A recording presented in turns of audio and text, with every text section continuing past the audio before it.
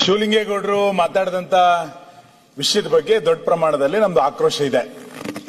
4 ಬಾರಿ ನಾನು ಗೆದ್ದಿದ್ದೀನಿ, ನನಗೇನೋ ಹಿಂಗಾಗಿದೆ ಅಂತ ಅವರು ಹೇಳ್ತಿದ್ದಾರೆ.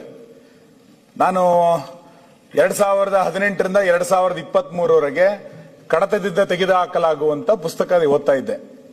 ವಿಧಾನಸಭಾ ಅಧ್ಯಕ್ಷರು ಯಾರ್ಯಾರು ಏನೇನು ಮಾತಾಡಿದ್ದಾರೆ ಅದನ್ನ ಕಡತದಿಂದ ತೆಗೆದುಹಾಕಬೇಕು ಅಂತ. ನಾನು ಶಿವಲಿಂಗೇಗೌಡರು ಹಿಸ್ಟ್ರಿ ಸುಮ್ಮನೆ ಓದ್ತಾನೆ ಇದ್ರಲ್ಲಿ ಎಂತೆಂತ ಪದಗಳನ್ನು ಇಲ್ಲಿ ಬಳಸಿದ್ರು, ಅದನ್ನ ಸಭಾಧ್ಯಕ್ಷರು ಹೆಂಗೆ ಕಡತದಿಂದ ತೆಗೆದ್ರು. ಅವಾಗಾದ್ರೂ ಒಬ್ಬ ಹಿರಿಯ ಸದಸ್ಯ ಮಾತಾಡಿದ್ದನ್ನ ಎಚ್ಚರಿಕೆಯಿಂದ ಮಾತಾಡಬೇಕು ಅನ್ನೋದಕ್ಕೆ ಒಂದು ಪಾಠ ಇದೆ. 12/2/2019 ಅಲ್ಲ ಶಿವಲಿಂಗೇಗೌಡರು ಪದೇ ಪದೇ ಅಲ್ಲ ನಿಮ್ದೇ ಸಭಾಧ್ಯಕ್ಷರು ಪ್ರಕಟ ಮಾಡಿದಂತ ಪುಸ್ತಕ ಎಷ್ಟು ಬಾರಿ ಅವರು ಕಡತದಿಂದ ತೆಗೆದುಹಾಕುವಂತ ಫಿನಿಶ್ ಮಾಡಿ. ಈಗ ಮತ್ತೆ ಒಬ್ಬ ಹಿರಿಯ ಸದಸ್ಯ ಪದೇ ಪದೇ ಮಾನ್ಯ ಅಧ್ಯಕ್ಷರೇ ಅವರು ಒಂದು ಪದ ಬಳಸ್ತಾರೆ, ತೆಗೆದು ಹಾಕಲಾದ ಅಸಂಸದೀಯ ಪದ. ಶಿವಲಿಂಗೇಗೌಡರು ಹೇಳಿರೋದು ಮಿಂಡ್ರಿ ಗುಟ್ಟಿದ ಯಾರು ನೀವೇ ಹೇಳ್ರಿ,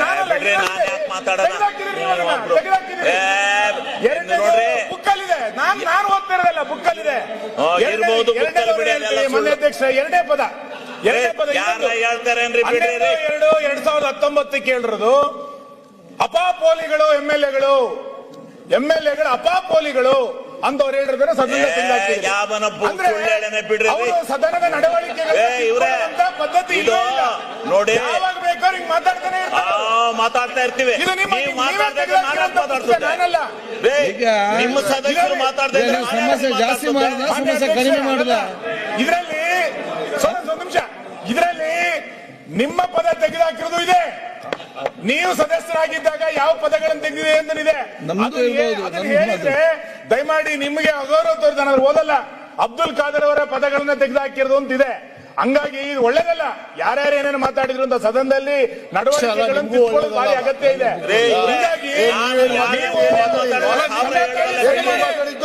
ಖುಷಿ